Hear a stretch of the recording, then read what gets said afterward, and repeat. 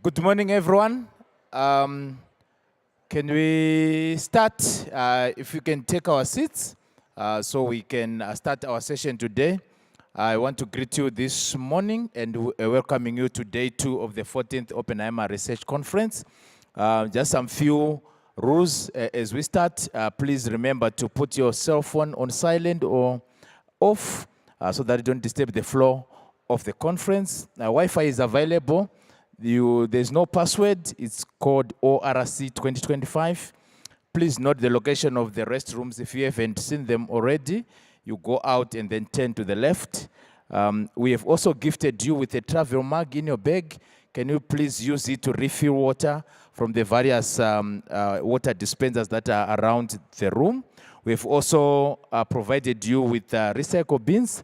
Please recycle all your use the trash. And then mobile phone charge points are also located around the auditorium. You can also charge your cell phone. In the unlikely event of an emergency, the assembly point markers have been put on your way out of the auditorium. So you just follow those markers. Medics are also on duty here. So for the entire conference. So if you need some first aid or some medical attention, you can also go to their place. And then smoking is strictly forbidden except in the designated area outside outside where there's the grass side, this side. And then finally, we have a wonderful and very full program. So we ask all the presenters today to stick to the time. This morning, we are going to start with a plenary session by Deft Western, and then we have speed talks, 5-minute speed talks, and then we will conclude with a poster session. Okay, so Deft Western, a PhD graduate of the University of Nairobi, began his research and conservation work in Amboseli in 1967, looking at human-wildlife interactions. And since then, he has published a lot of work in that area, over 300 published articles and lots of books. He is the former director of the Kenya Wildlife Service and also led the Wildlife Conservation Society program internationally. He chaired the African Elephant and Rhino Specialist Group, was also the founding president of the International Ecotourism Society and founder of the African Conservation Center in Nairobi. So today, he is going to give us a talk on linking wildlife conservation and people across landscapes. Deft Western, thank you.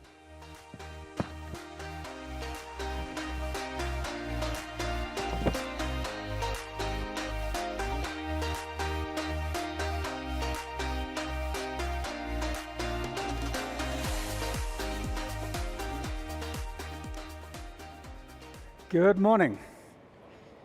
Hamjambo. Your response should be Hatujambo.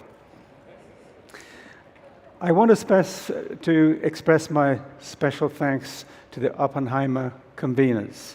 I have long wanted to come to this conference. I have to say you allowed my wife to beat me to it, but here I am. What I want to talk about today, if we can start the first slide, is how do you go from a local conservation enterprise to link across entire landscapes and conserve the biodiversity of an entire region? Look at this picture very closely. And I want to ask what you see. You see wildlife. And this is what the colonial governments first saw when they came into Eastern Africa. They saw this wealth of wildlife, and they asked one question: how is it that such an extraordinary variety of animals exists in such a dry place? Recognizing that mega wildlife had been exterminated around most of the world. Now, I grew up in Tanzania before national parks were even established. And to me, people and wildlife living together was the natural scene. When the first parks were set up, when I was very young, they excluded people from the very areas where people had coexisted. So as a young graduate student at the University of Nairobi in 1967, I looked to this one peculiar area, which has some of the most rich and iconic wildlife in Africa, Amboseli. And this is the scene that I saw. This is the enigma I want you to think about. Why is it, despite that we as a species co-evolved and emerged with the mega mammals, did not wipe them out in Africa? This is the African enigma we have to explain, and I'll come back to it at the end. This is the heritage which is very peculiar to Africa and which is the hallmark of our conservation. If you look at that picture, you'll see a wide variety of animals. What you don't see is way, way in the background, a herd of cattle. Now, this is the scene that the visitor coming into any national park in Africa sees today. A wealth of wildlife, a place without people. Now I want to show you the scene that I see and I saw growing up. People everywhere. And this is the most extraordinary scene you can see in East Africa. Here's a Maasai herding cattle. Next to him, zebra and wildebeest, buffalo, elephant, and so on, all in incredibly close proximity. Now, what explains this coexistence? How is it they're able to coexist? And to my mind, in going to Amboseli, which was not just a national park, was this question: do we really need parks? Can we conserve wildlife without parks? And my view was that, yes, we need parks. Had we not conserved some of those critical populations when they were conserved, they would have disappeared long ago. But we now know, as biologists, and I was very involved in the conservation biology at its very beginnings, and I asked one question: where do humans fit into this picture? Surely, if humans are the problem, humans are also the solution. And so this is what I set out to do in Amboseli, to answer that very question. And so the first thing I did was ask the Maasai themselves how it is they coexisted with wildlife. And they said something which was very prophetic. They said, unless you own cattle with us and herd cattle with us, you will never understand Amboseli. You have to see it through the eyes of a cow. So that's what I did throughout much of my career. I was both a herder, trying to understand Amboseli and how the Maasai saw it, and I was a biologist, trying to see it from the outside. So the message I'm going to put across today is that we have to see all these areas from the inside, from the view of the people who live with wildlife, but also we have to take this big external view as well, because many of the threats we face today are entirely new and outside the experience of people on the ground. So for the Amboseli monitoring program, I began in 1967, where there was almost no theory biologically about how ecosystems work. So I set out to measure every single thing I could: plants, animals, people, livestock, everything else. And I began to involve local resource assessors. These are Maasai from the ground who are taking over my monitoring every single aspect of that, and then feeding back that information to their own community. I also recognize that we have to set up local and national capacity. So in the 1980s, I set up the African Conservation Center, which has now trained over 35 to 40 Kenyans and other people from around Africa in conservation biology, and PhDs, MScs, and so forth. And those people today, like Lucy Warawengi, who would have attended this meeting today, director of the African Conservation Center, have occupied almost every single major position in Kenya today. We also have to look at how traditional people manage the land, how they managed it over 4,000 years of pastoralism in East Africa, and yet did not degrade the lands to any great extent, and still coexisted without any major extinctions. That comes back to how people manage large areas of land. And finally, in this day and age, whether it's a national park, whether it's a conservancy, none is an island. We have to collaborate at many, many different levels. And this is the message I'll be putting across today. So let me go back very briefly to Amboseli. I tried to figure out where the migrations moved, what range they moved, and so on. And the area in red defines the Amboseli ecosystem. Those dots, or rather triangles in red, define settlements. So you can see that from the wetter areas, these dry lowland areas, which are the peak of our wildlife, are being enclosed. So I'm going to look particularly within the Amboseli area and ask how it is that those migrations have sustained themselves and how people fit in. We set up what we call a hierarchical monitoring system. We start from the very low level. We have permanent plots on the ground of 300 square meters, which every single month, David Maitumo, the resource assessors, measures how much grass there is, what the species richness is, how much they've been grazed down, and this is a critical point you'll see in a moment. Species diversity and what animals are using them. At the next highest level, I conduct aerial counts every single month of the total animals in the protected area. And then above that, we do an ecosystem-wide survey over 10,000 square kilometers every few months to every year or two to measure all wildlife, livestock, human activity, and so on. Then at the very high level, and this only came in the 1980s, satellite imagery opened a whole other new avenue for us, which allowed us to scale up. So I'm just going to run a few very quick pictures here of every single species we monitor and show how they're moving in time and space. And you'll see that applies to buffalo, cattle, wildebeest, and so on and so forth. This gives us what I call the rhythm of an ecosystem, seeing how animals move in time and space, how they're being contracted by settlement, and what effect that's having. I'm just going to show two pictures of two species, zebra at the top, which shows their wet season dispersal on the left-hand side, and their dry season concentration on the right-hand side. The bottom one is wildebeest, wet season distribution on the bottom left-hand side, and on the right-hand side, how much they're concentrated. Most of these animals, about 90%, are concentrating into a mere 10% of the ecosystem in the late dry season. So they become very vulnerable, and these are largely where our national parks are. So most of our national parks were set around the dry season concentration areas and ignored the importance of the migrations outside. Now I want to use another measure apart from the rhythm. We have to look at the big ecosystem processes, and this is the pulse of the system, rather like measuring your pulse. And you'll see that livestock and wildlife go up and down over time with droughts, with wet seasons, and so on and so forth. But the pulse of livestock is identical to the pulse of wildlife. Why? Because the gut fauna is the same for zebra and cattle. They get the same benefit by migrating and following the green flush. And on average, a wildebeest or a cow gets 40% greater digestive energy by following the green flush and the migrations. So that means they coexist. And the Maasai will say, wildlife is our second cattle. In times of drought, when we lose our own cattle, we fall back on wildlife as our second cattle.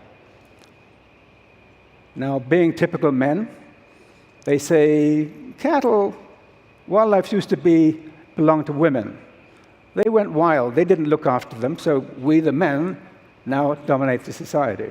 So my message in conservation is, if those were women's cattle, women have to be part of the conservation solution too. That gets a lot of laughs. The other point I want to make is, the more you compress an ecosystem, the more you compress time as well.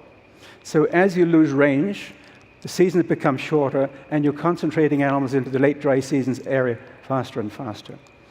I want to end up with one other point. There's a saying among the Maasai that elephants create grasslands, cattle create trees. And that's true. But what it creates is a big ecological minuet carried out over many decades, where elephants are opening up thickets here, creating grasslands, then livestock move in. Over here, Maasai are moving, grazing very heavily, and they're creating grasslands, and then cattle move in. So what I want to do is say, put together all of this information, the pulse and the rhythm, the system, every single species, and what you can come up with is a minimum viable conservation area for an ecosystem. You'll see the park in the center, which is in purple, which is where most animals concentrate. But those blue areas are the dispersal areas. The pink areas are the meta-ecosystems, which connects Amboseli to the Chulu Hills, where animals can migrate in drier periods, up to Kilimanjaro, where they can also migrate, or into Tanzania. So the meta-ecosystem is the resilience against droughts and climate change.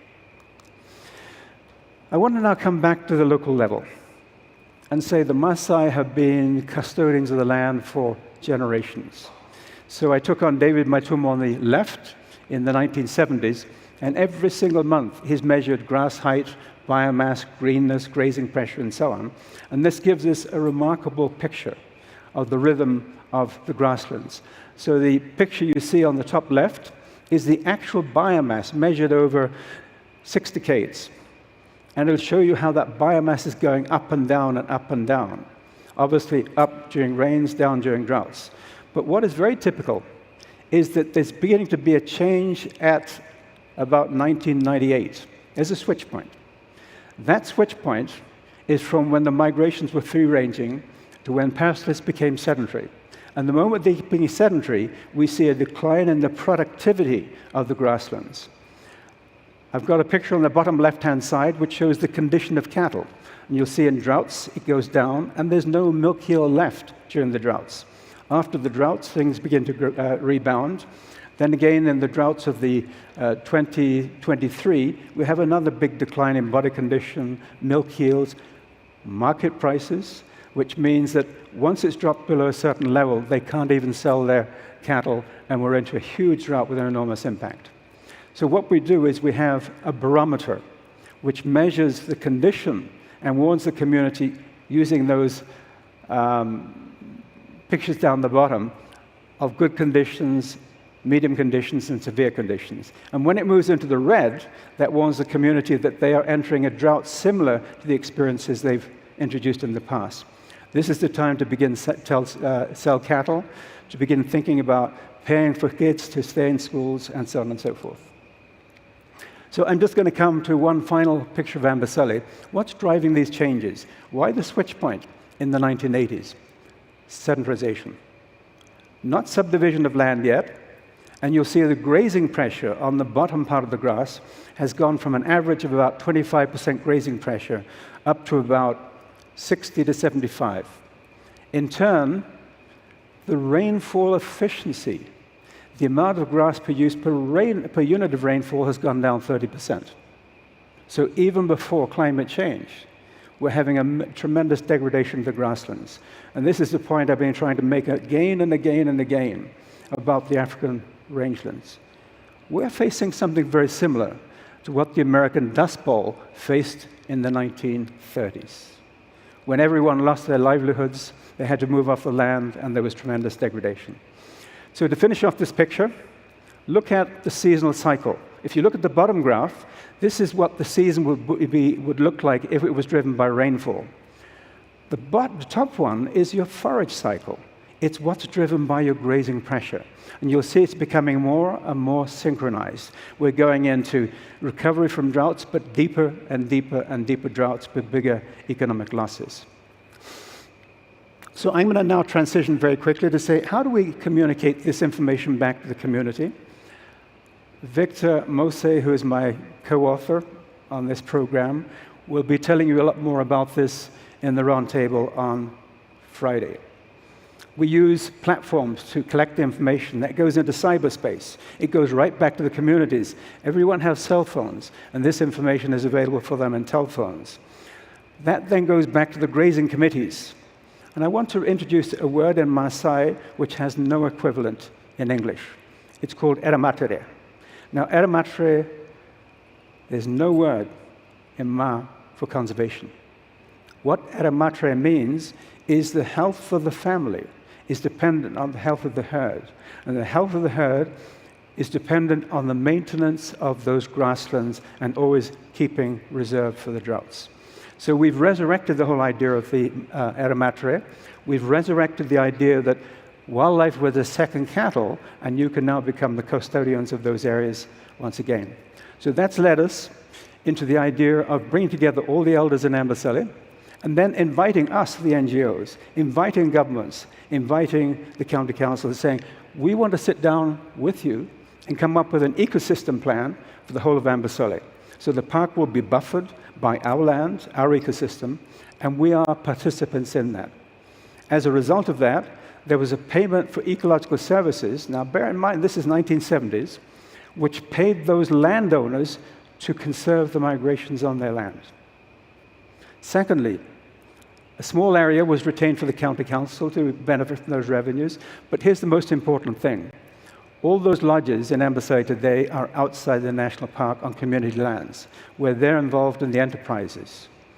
The park is being spared that mass congestion of tourists which we normally get in the center of the park. That then parlayed into a national policy. I was asked to set up the Wildlife Planning Unit in the 1970s to incorporate the whole notion of both an ecosystem approach and a community-based conservation approach. And that's what we adopt now. So we want to finish up with what the Amboseli ecosystem looks like now. Green is the national park. All of the yellow areas are the conservancies they've set up. And then the orange areas are pastoral common wildlife areas, trying to maintain the open nature of the lands, both for the benefit of livestock, but also for wildlife. And then again, way down on the south, you'll see yellow. Those are zoned for agriculture. So every Maasai has a plot in agriculture, a settlement area, a pastoral area, and a share in the conservancies. So looking beyond parks, I was invited by the president in 1994 to take this Amboseli experiment and to scale it up.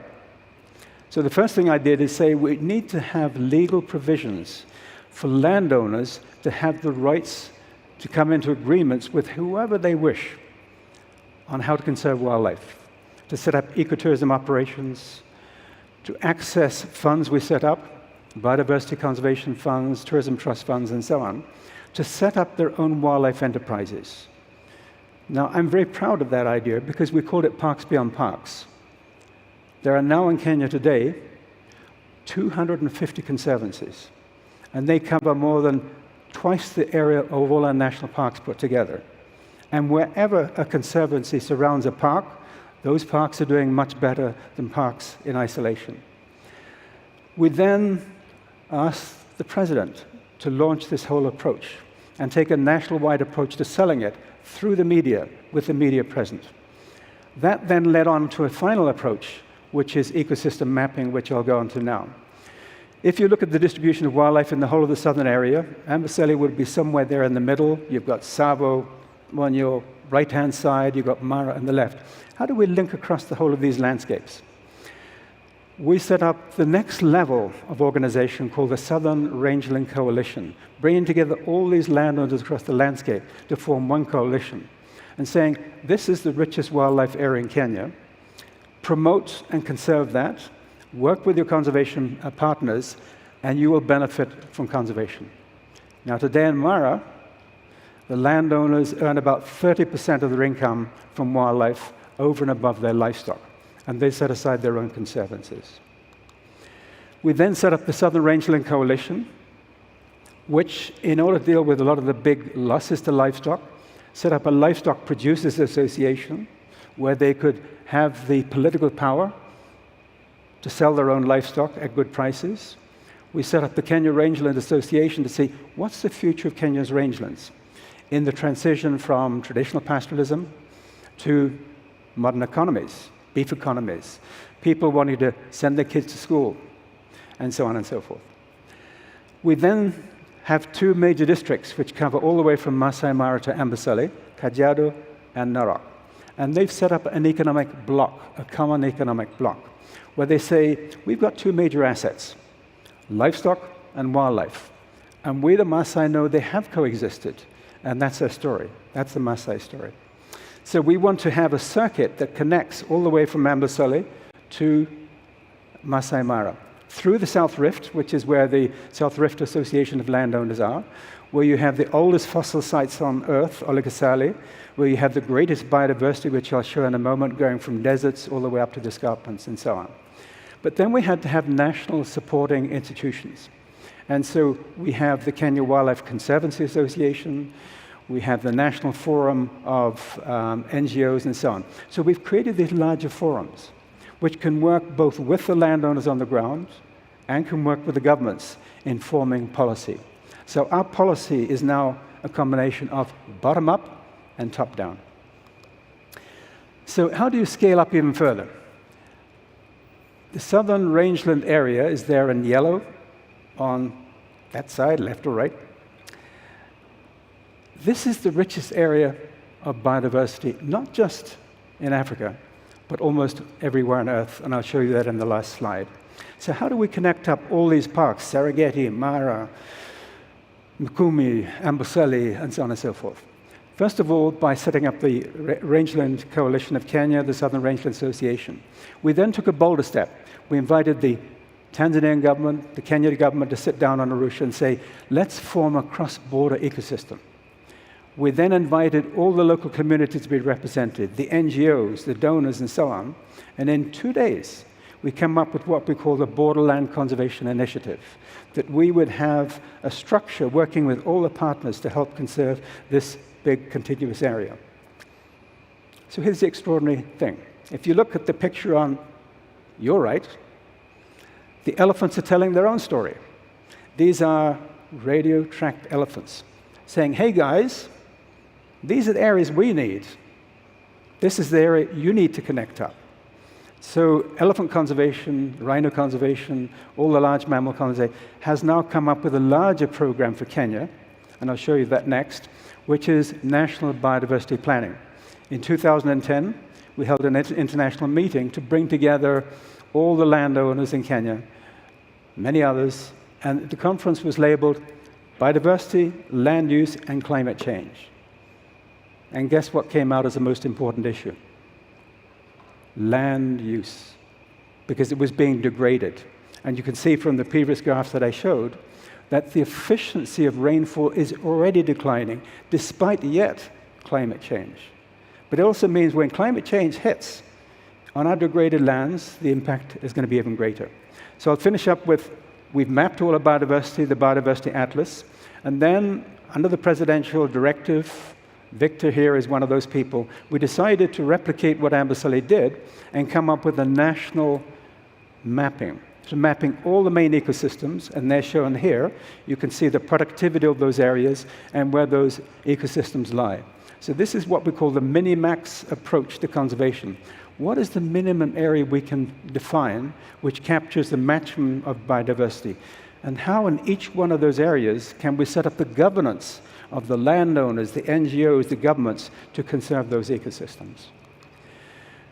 So back to the bigger picture. If you look at the biodiversity of African mammals, you'll see these two great centers, like mountains standing out. The Albertine Rift on the left-hand side and the Gregory Rift on the right-hand side. We did some mapping, and what it shows in this nice, colorful map is the rich biodiversity areas. And you now see this whole program which we put together precisely overlays the biodiversity.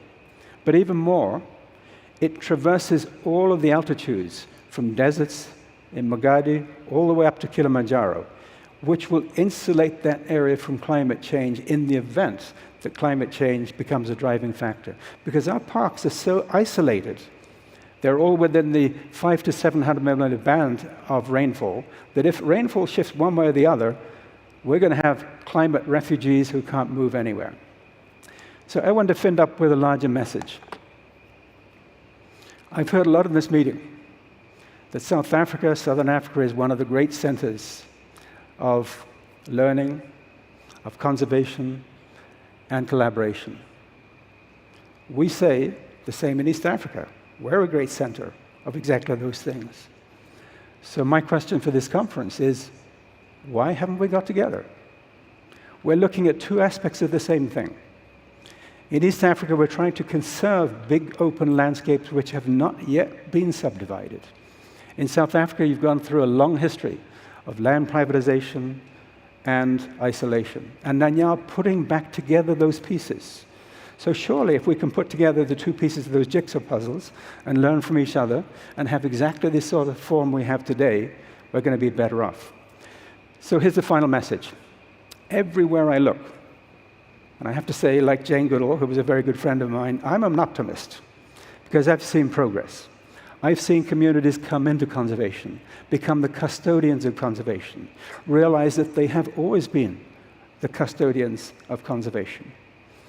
I see what's going on in Kaza, the expansion of Kruger, the Greater Yellowstone Coalition. All over the world that I've been, I see the same thing happening. Parks are beginning to open up. How do they re-establish the wolf? How do they spread the bison? You see many of those species which should have gone extinct by all rights because we wiped them out in the past, beginning to come back and become icons of conservation. So I think we're in a really remarkable position. But I want to leave you with one question, which I've always asked about myself throughout my entire career. Why on earth are we the only species in all evolutionary history that has ever conserved other species? That question goes back to how it is and why it is that we coexisted with wildlife in Africa. And that's going to be our future too. Thank you.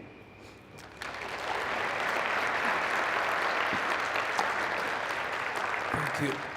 Thank you so much for that insightful talk. I've got time for one quick question. Anyone with a question? Yes, there. Everyone.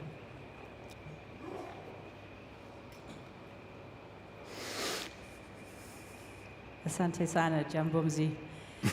I've lived in Kenya for a long time. I've been to all of those parks. I'm South African, and I'm wondering why I've never had the idea that we should be merging what we know with what East Africa does. So how would you suggest about going about that? I was speaking to the publicity person of the organization today, and he said, look, we have a big divide. The Western world has created a dual vision of wildlife and people, wildlife out there and people here.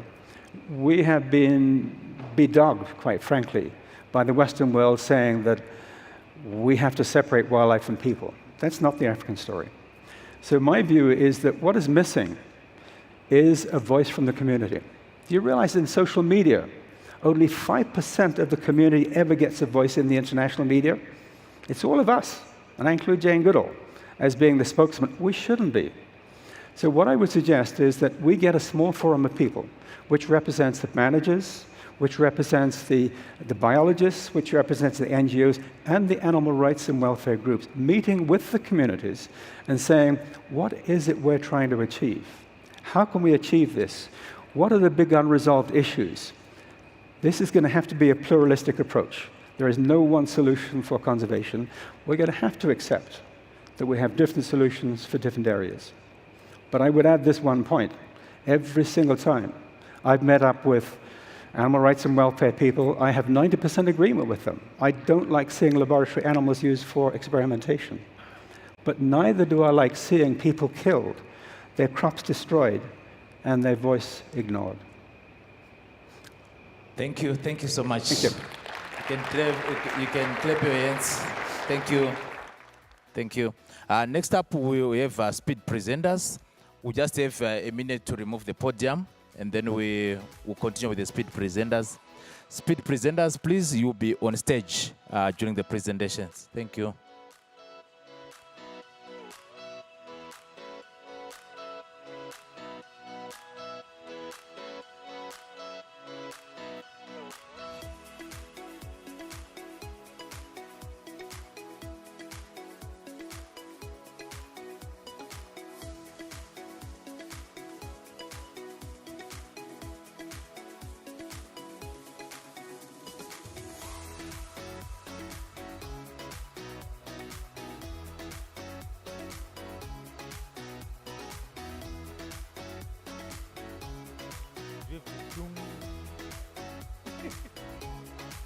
That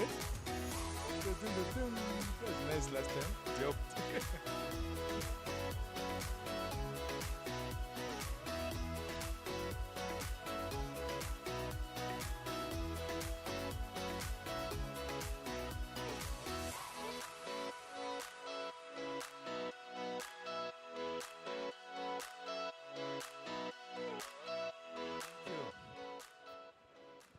Thank you. So we now have got our speed presenters. You have got 5 minutes to present, and then we have a Q&A session at the end when all of you have presented.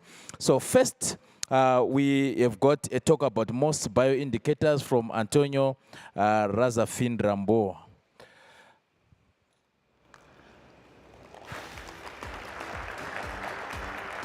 Thank you. Good morning, everyone. My name is Antonio, and I am a master's student from the University of Antananarivo. I am pleased to present our ongoing research. Air pollution in Antananarivo is increasingly worrying, mainly due to vehicle emission, brickmaking, and seasonal forest burning, combined with global climate change. However, we know very little about how this affects biodiversity, especially on bryophytes. And our understanding of urban biodiversity and air quality remains limited in Madagascar. So my study aims to fill this gap. So what are bryophytes? They are non-vascular plants and have no roots. They absorb nutrients and water directly from the environment and thrive even in a polluted habitat. Their sensitivity makes them a powerful tool for monitoring atmospheric pollution. So this research had two main objectives. First, to describe bryophyte diversity, and second, to assess air pollution by measuring the bioaccumulation of potentially toxic elements in mosses tissues. Through this approach, we aim to develop a long-term monitoring framework for urban biodiversity and air quality in Madagascar. Here is the map that shows our monitoring sites. For sampling design for bryophyte community inventory, we set up 100 by 100 meters plots at 10 urban sites and 4 rural ones. Bryophytes were collected from all available substrates and along with their ecological data.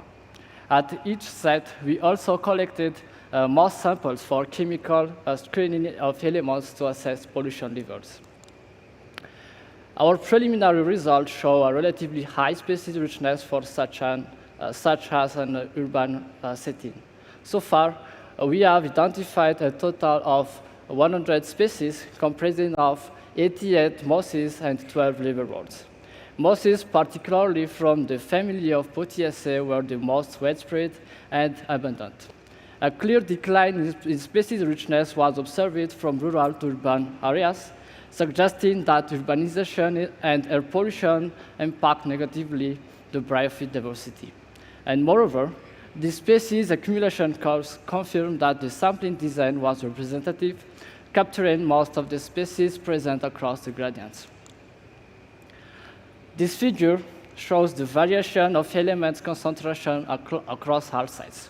The values were log transformed to normalize the data and enable comparisons among elements with large differences in concentrations. A logarithmic scale highlights the presence of elements even at a lower concentration, and chemical analysis revealed the presence of heavy metals in both rural and urban sites, confirming that air pollution is not confined to city centers, but it spreads across the landscape.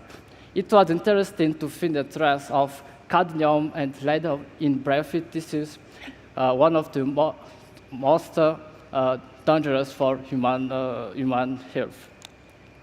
To summarize, urbanization is impacting air quality and biodiversity along the rural-urban gradients. The result of chemical analysis showed that bryophyte-based monitoring is an effective tool for assessing urban air quality. And future research should focus on identifying their accumulator species, studying their adaptation to pollution, and improving taxonomic knowledge of Malagasy bryophytes. Finally, I would like to thank the GWO for funding this research and as well as the institution that's supporting this project. Thank you. Thank you. Next up with Benjamin on pangolin habitat use.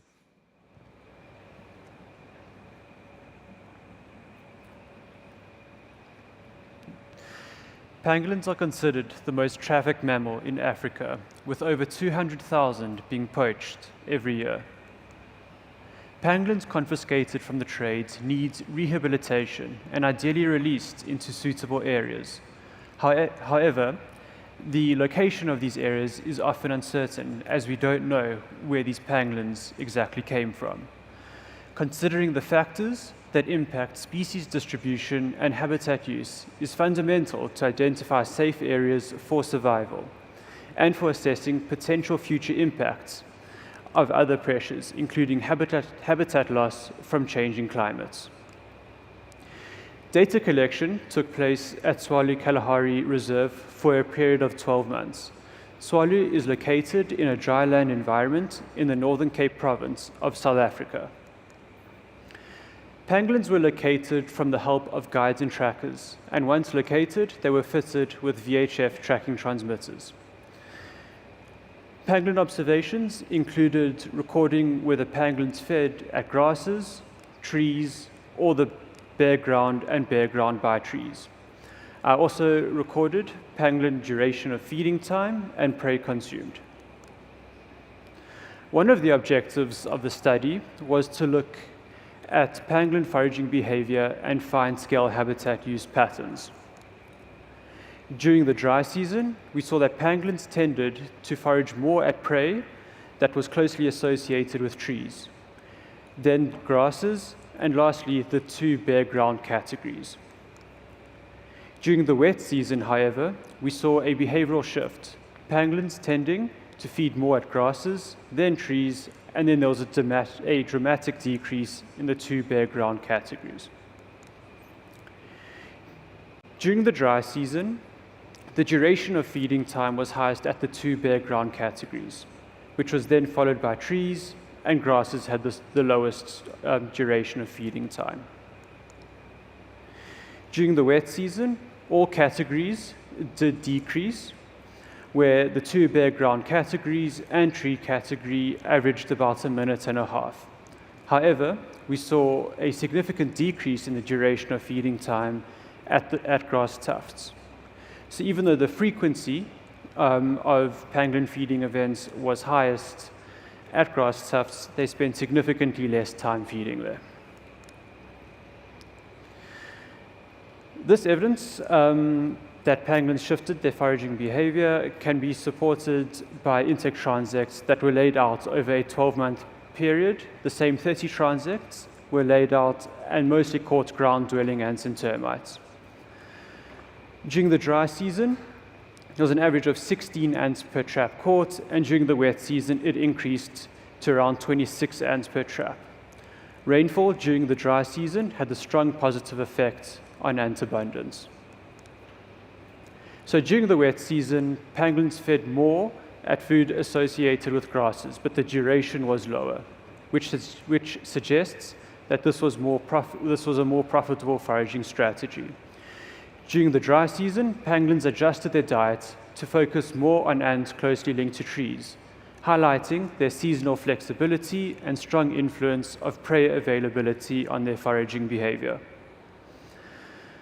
Habitat use is therefore possibly variable even at a slightly smaller scale, which is important to understand given the environmental changes that pangolins face, as well as identifying areas of safe release for pangolins.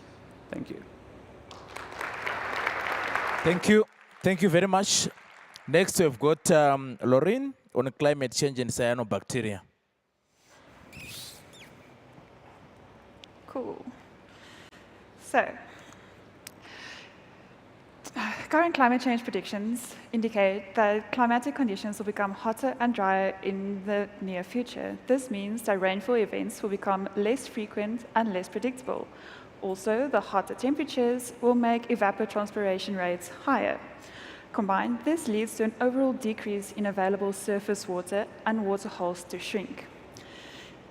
Barring this, animals will need to visit water more frequently to meet their physiological requirements under these hot to dry conditions, particularly in fenced reserves, where they will likely become completely reliant on these artificially provided water sources. As animals increase their visitation to water sources, the nutrient deposition in and around water sources also increase, as they urinate and defecate in and around these water sources. Combined, these shrinking water holes and the increase in nutrient input create ideal conditions for cyanobacterial blooms. Cyanobacteria are naturally occurring algae in sediments of slow-moving streams and water, which under these high temperature, high nutrient input create toxic blooms that float on the surface of the water. For this study, we wanted to see how the construction of these artificial waterholes affect the potential for these blooms to occur. We assessed all active waterholes at Tswalu Kalahari Reserve. First, we categorized them into natural or concrete waterholes based on the substrate used during their construction. Next, we measured each waterhole. We measured the circumference, length, and width, as well as water and sediment depth in the middle where it's deepest, at the edge where it's shallowest, and at a point in between. We also measured water temperature at these same locations. Next, we measured water quality at the outlet where water is cleanest, in the middle, and right at the edge where water should be the dirtiest. We also categorized animals into being either sippers or waders. Sippers being animals that do not step into water to drink, and waders being animals that do. Lastly, we used all of these factors to calculate an individual risk score for each type of waterhole. Of the 18 waterholes assessed during my study, 12 were natural and 6 were concrete waterholes. On average, natural waterholes were bigger, deeper, had more sediment deposition, a higher length-to-width ratio, and warmer water. Visually, natural waterholes had worse quality than concrete waterholes, which was substantiated by 4 of the 6 main water quality parameters reaching bloom threshold. Whereas in concrete, monopersulfate, which is a natural algicide, reached lethal limits. Of the sippers assessed, lion, impala, and baboon were some of the most prevalent, and white rhino, buffalo, and warthog were some of the most prevalent waders. When we combined all of these factors and we calculated an average risk score for each of the type of waterholes, natural waterholes were more likely to experience these toxic blooms. So, yes, natural waterholes will emulate more natural behavior as animals can step into the water to drink, and is more visually appealing to look at. But in the long run, concrete waterholes will prevent animals from walking in, and it's easier to clean. Therefore, this study found that in the long run, we should look into using more concrete waterholes to limit this cyanobacterial risk. I would like to thank everyone involved in this project, and thank you. Thank you. Thank you very much. Next, we have got a talk on end and spider diversity from Asande.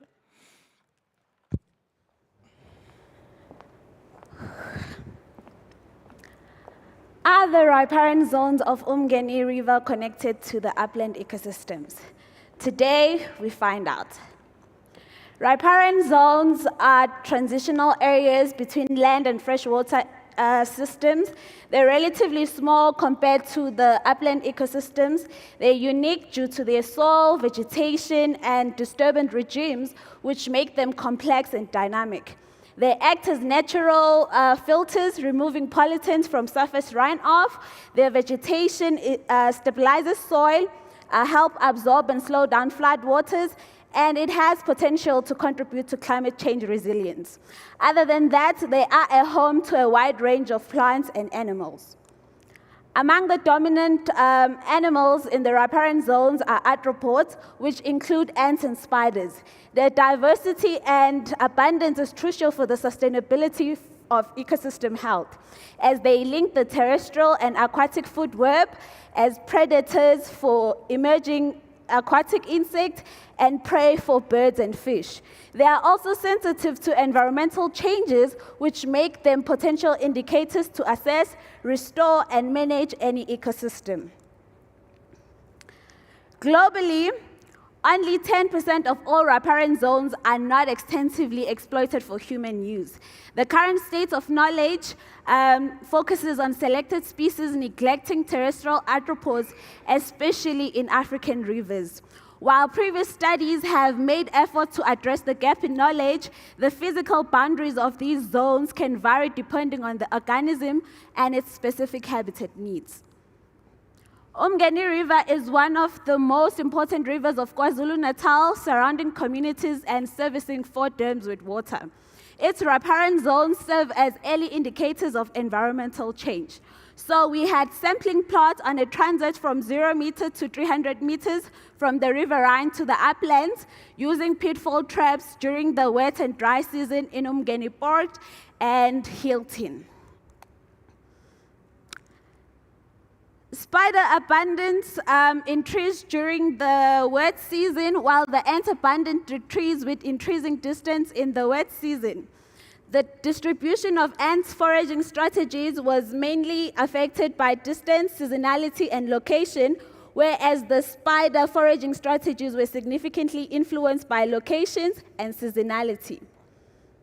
The distance decay relationship describes how species composition become less as the spatial gap increases. This pattern was evident in ants as their community composition at 300 meters differed from that at 0 meters and 300 meters. Spider communities showed variation due to seasonality. This was consistent with the meta-community theory, which states that environmental filters drive species species turnover when species can disperse without a barrier.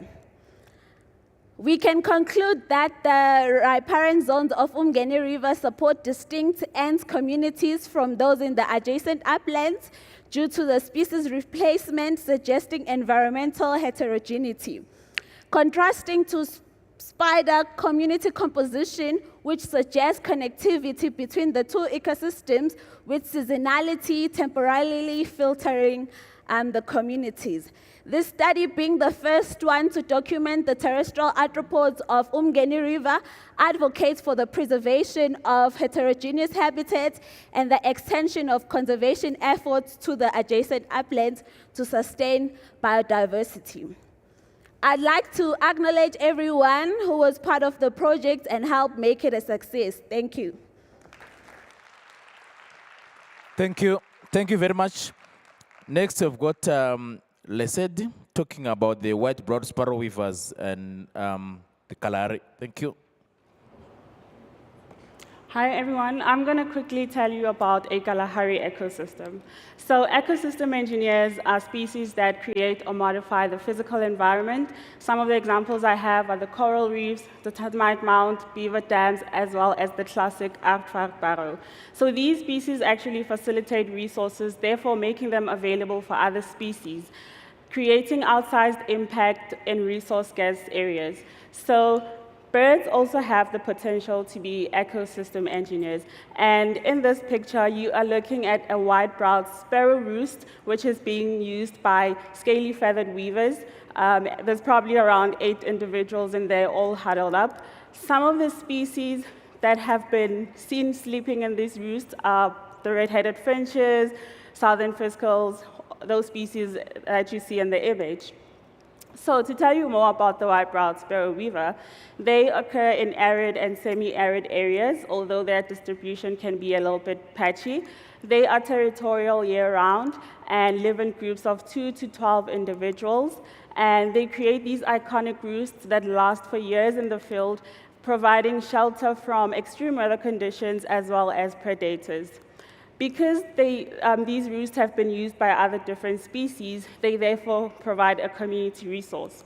So for my study, we wanted to understand the broader impact that the sparrow weaver roosts have on avian communities besides the ones that we know of.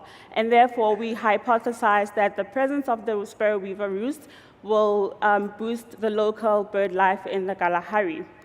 So, although the sparrow weavers occur across Africa, little is known about them as ecosystem engineers.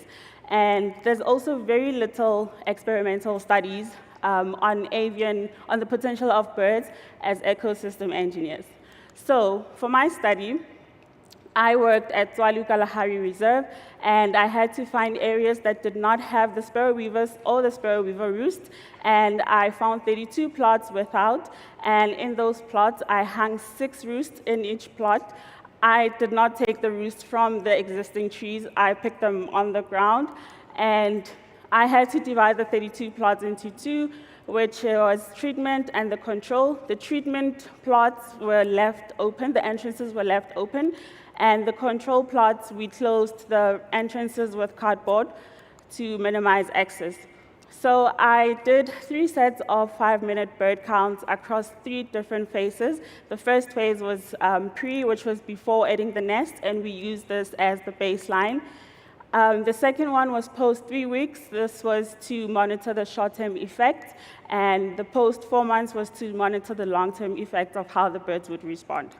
So for my results on the y-axis, you're looking at the number of individuals, and I checked this across the 3 phases and to see how the birds reacted to the treatment. So because pre was used as baseline, there isn't much difference there, but when we checked pre against post 3 weeks, we had an increase of 64% from pre to post 3 weeks, and an increase of 72% from pre to post 4 months. So you might also see that there was an increase in the closed roots, increase in abundance, and that is because some birds were trying to get into the roost. I did the same analysis to check avian diversity, and again, pre was used as my baseline. When I compared pre with post 3 weeks, there was an increase in avian diversity of 27%, and looking at the long term, we had an increase of 32% avian diversity. So in case you are wondering why is this study important, understanding ecosystem engineer functions actually helps with conservation outcomes. And with the sparrow weavers having their roosts being used by other species, this makes them a very good proxy to study this. It also adds to the experimental evidence in the avian studies. There has been population declines in the Kalahari of the white-browed sparrow weavers, and this has been documented by the different research groups. And this study gives us an insight on the broader implications that there could be should the numbers continue to decrease. Thusly, it highlights the secondary use, which leads to higher avian communities in the Kalahari in an area that is climatically stricken, as well as resource scarce. I would like to extend my gratitude to these organizations. Thank you. Thank you. Next up, we've got Darlene on how wetlands provide stable forage resources for ungulates. Wetlands, the ecosystem's equivalent of that reliable friend that shows up in a crisis, overlooked until drought hits. Wetlands rank among the world's most productive ecosystems, providing vital water and forage that sustain diverse species, making their protection essential in a changing climate. Today, I'll show how they act as functional dry season habitats, buffering herbivore populations against possible collapse. To explore this, I investigated the seasonal importance of wetlands to ungulates on Taupirian Nature Reserve, quantifying habitat use via camera traps and dung transects, and testing whether forage scarcity increased wetland reliance. To investigate seasonal and site variation in vegetation structure and herbivore habitat use, a multi-method approach was employed, integrating vegetation surveys, camera trap monitoring, and dung transects. On Taupirian, 10 sample sites were monitored for a period of 1 year, from January 2024 to December 2024. The 10 sample sites included 5 wetland sites and 5 grassland sites. 1 hectare plots were marked out in each one of these sites, with all surveys conducted within these plots. The surveys were conducted throughout the study period, with animal surveys conducted every 2 weeks and vegetation surveys conducted 4 times a year to capture vegetation changes during the 4 austral seasons. The vegetation survey results showed that above-ground biomass varied significantly between site type, with wetlands consistently having a higher mean biomass compared to grasslands. The highest biomass was recorded in wetlands during summer, and the lowest biomass was recorded in grasslands during winter. The graph on the left shows densitometer readings, further highlighting site differences, with wetlands having high and consistent crown cover compared to more variable crown cover in grasslands. A Wilcox and Rank sum test confirmed significantly higher crown cover in wetlands compared to grasslands. The graph on the right shows felt condition assessment results, with higher felt condition scores in autumn compared to summer, and with wetlands having higher felt condition scores compared to grasslands. Shifting to herbivore responses, the top graph shows camera trap results that reveal a significant interaction between season and site. Specifically, camera detections in wetlands during spring were significantly higher compared to detections in grasslands during summer.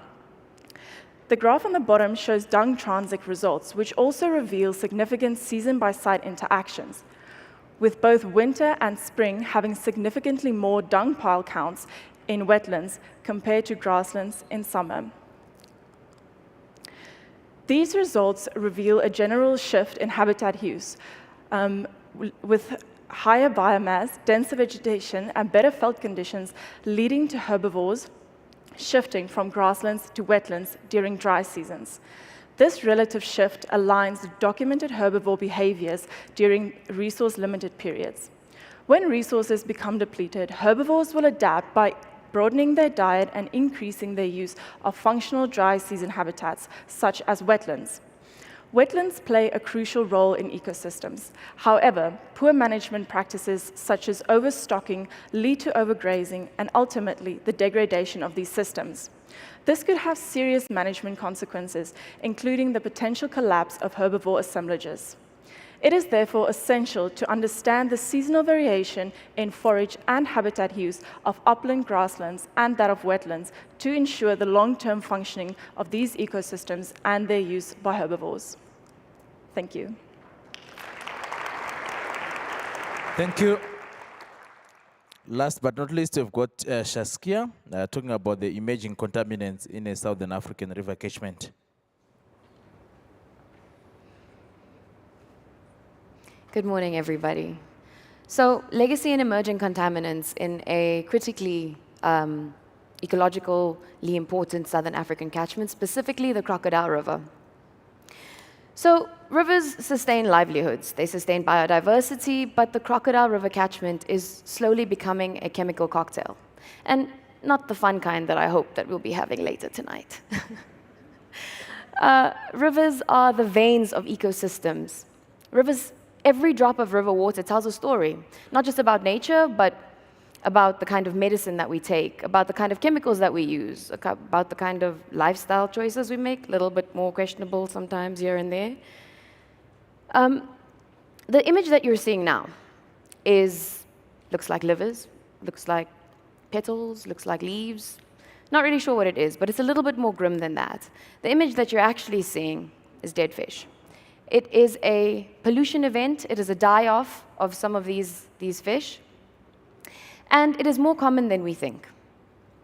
What my study focused on was understanding seasonal comparisons of water quality and being able to test potential chemical loads in surface water as well as in fish muscle mass.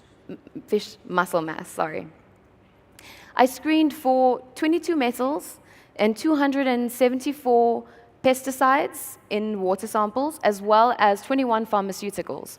In fish muscle mass, I sampled for 38 pesticides.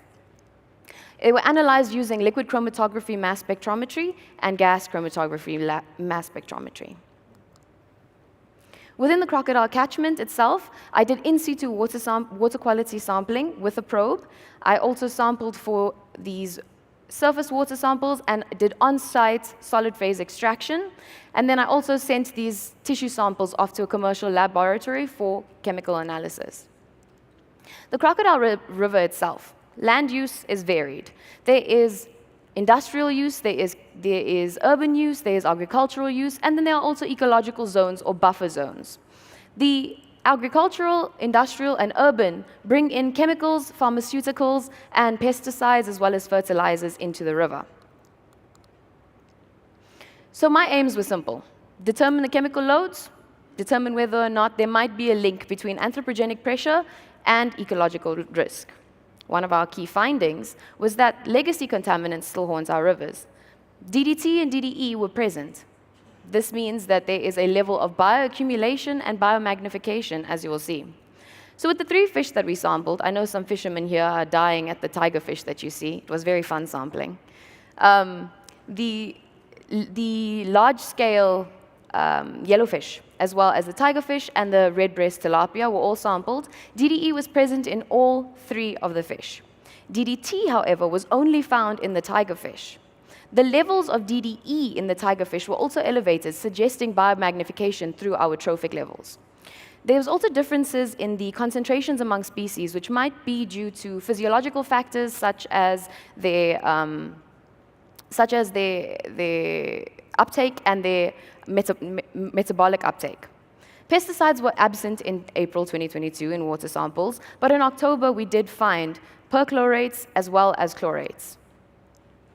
Urban influences and urban drugs were also found.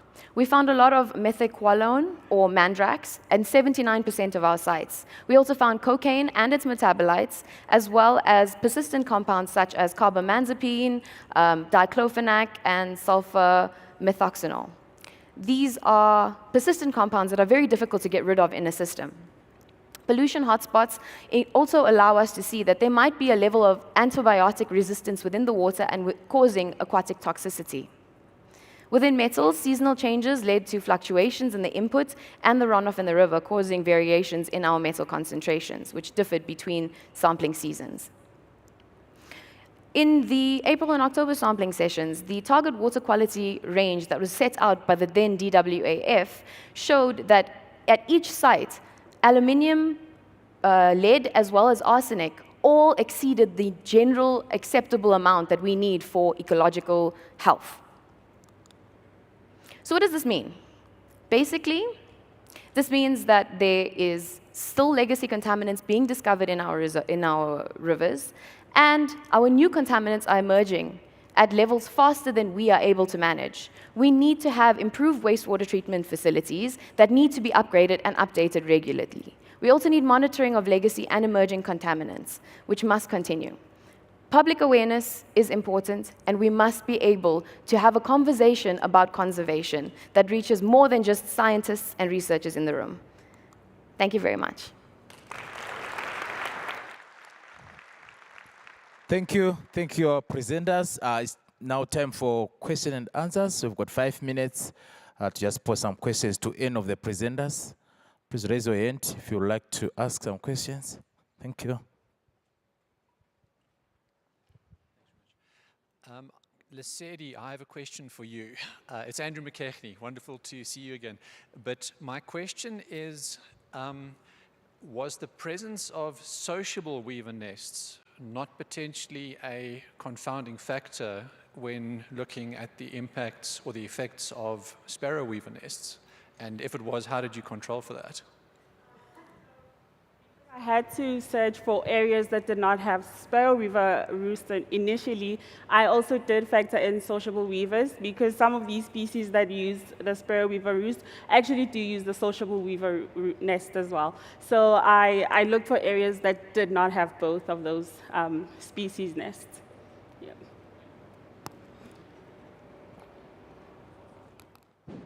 Thank you. I think my question is, it's more of a comment and a question, which is directed to, I think it's Adebe who talked about the ants and spiders. I think the study is quite interesting, and I think there is need for more insights in terms of climate change, the effects of climate change on I think, insects. Particularly, we are noticing that there is a decline in terms of species diversity and abundance, and the effect of this on productivity, forest productivity as well as agriculture is quite significant. Therefore, perhaps we would need these findings to stretch further to look at the effects of climate change on biodiversity and so forth. However, we would like to might need to have an insight as to how we can address this issue of abundance, which is being affected by the factors that you talked about.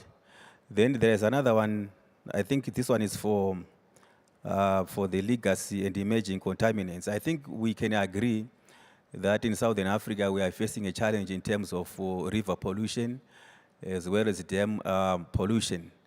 Your call for action was quite impressive, But also, we wanted to know, how do we remedy, rivers and dams that are already contaminated, that are already polluted? I know there's technology, but can that technology be rolled on? And is it efficient enough to address dams that are already polluted? Thank you.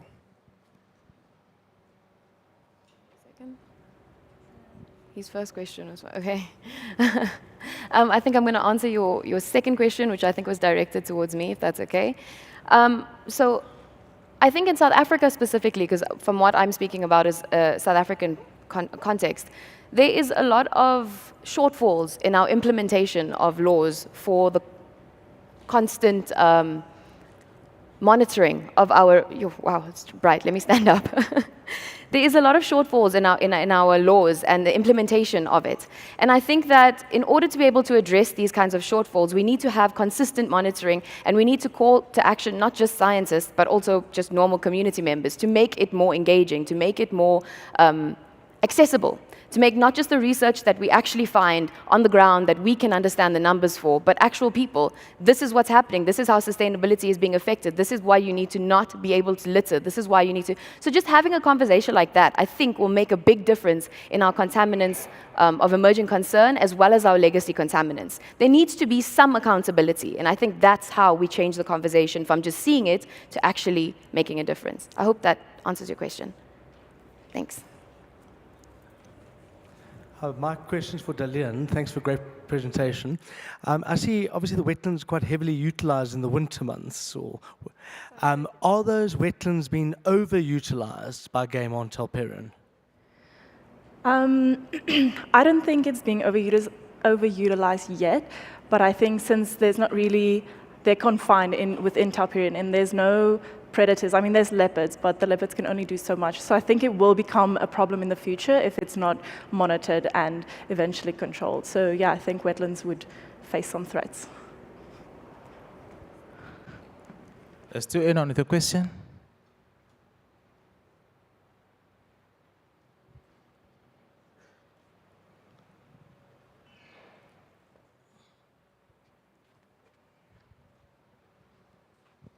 Thank you so much. I have a question for Loreen. I'd just like to know, you mentioned with the artificial water holes, they're not quite aesthetic and the animals themselves cannot really enter into the water much. So wouldn't there be a possibility to change the structure of these artificial water holes? And especially since you mentioned, with the cyanobacteria, it's actually better for those animals. So wouldn't there be any ideas of the structural changes of these artificial water holes, making them more accessible for the animals that you would know of, perhaps? Okay, so cyanobacteria are not useful to animals. They produce neuro and hepatotoxins, which cause them to die, which is not great. But I think getting something where you can easily access a water hole and clean it to get rid of that sediment where the nutrients accumulate, combining that with the visual aesthetics of a more natural-looking water hole, like a sediment or a calculine one, would be the optimal game. Great, thank you. Thank you so much. Thank you, our presenters. Let's clap our hands for them, for the good work.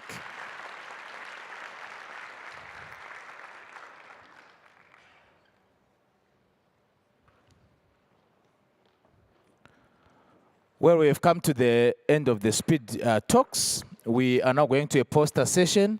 We'll combine this with tea. So grab a cup of coffee and just go around the posters. We'll be back in the auditorium at 11. Thank you.